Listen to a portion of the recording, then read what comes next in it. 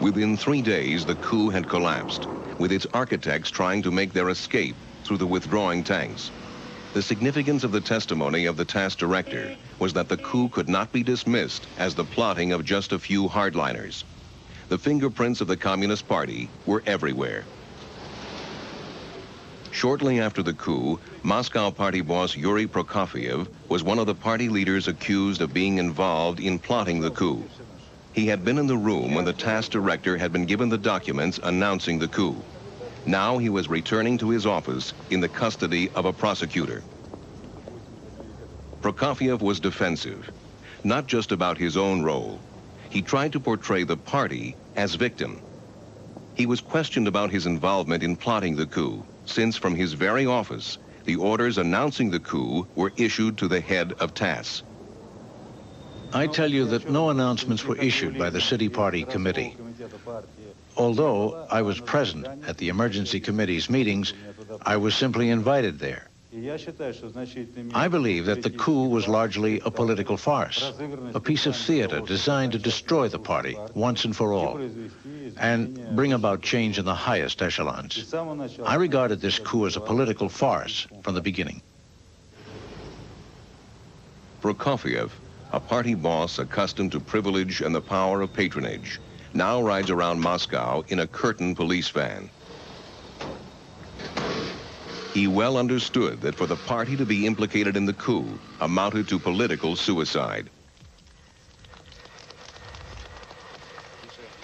When an unsteady President Gorbachev returned to Moscow from the Crimea, he knew that some of his closest advisors and ministers had betrayed him.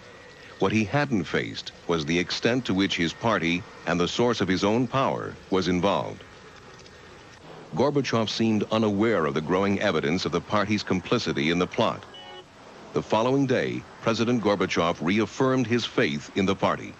I don't agree when you say that the party as a whole is a reactionary force. I know hundreds of party members, thousands of them. Some are sitting here now, who are true Democrats, committed to perestroika and to our struggle. I was surprised very much. I understand him because he was cut from the information, any information, and probably thought that the country and people are the same. But in the country and Moscow and people became absolutely different. Absolutely different. The offices of the party, now barred, are testimony to the people's suspicions. This is the room where the party secretariat used to meet, inside the Central Committee building in Moscow. In their time, general secretaries like Gorbachev and Brezhnev have all presided over the party organization from this chair. During the coup, the secretariat was to prove an active conspirator. In the sealed rooms of the party offices across the Soviet Union, there's now evidence that documents were missing or had been destroyed. But many were discovered, including those sent from the Secretariat in Moscow. They were to prove the party's undoing. This is the communications room in the Central Committee building in Kiev.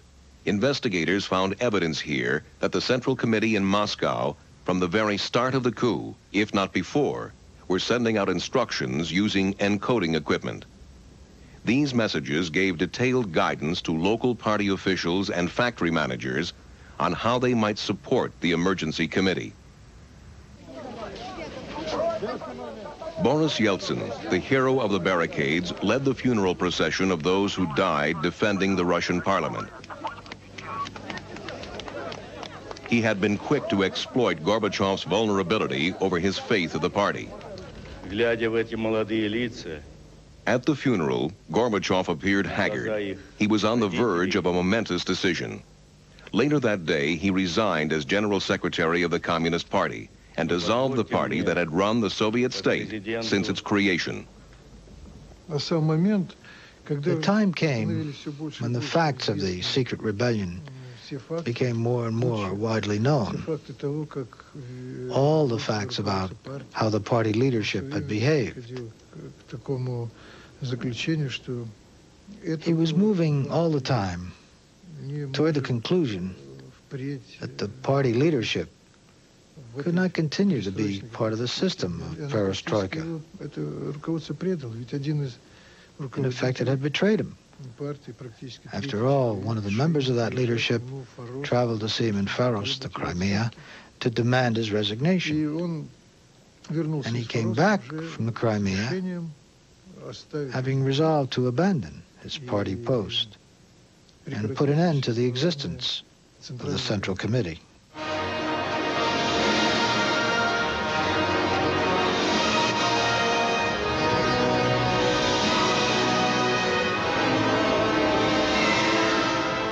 The idols of communism were torn down. The dissolving of the Communist Party was the beginning of the real revolution. The party was inseparable from the state. Without it, there was a vacuum of power in the world's largest country.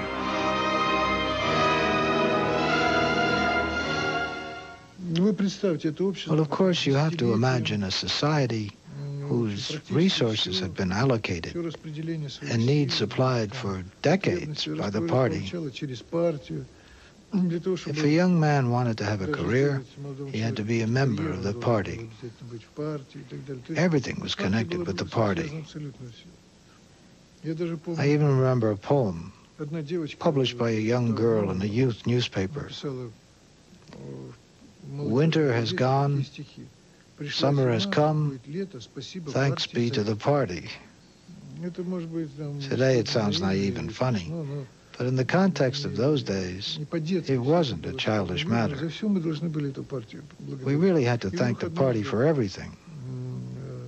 And then, all of a sudden, you become aware that you can choose yourself what to do with your own life, build your own future without having to be grateful to the party.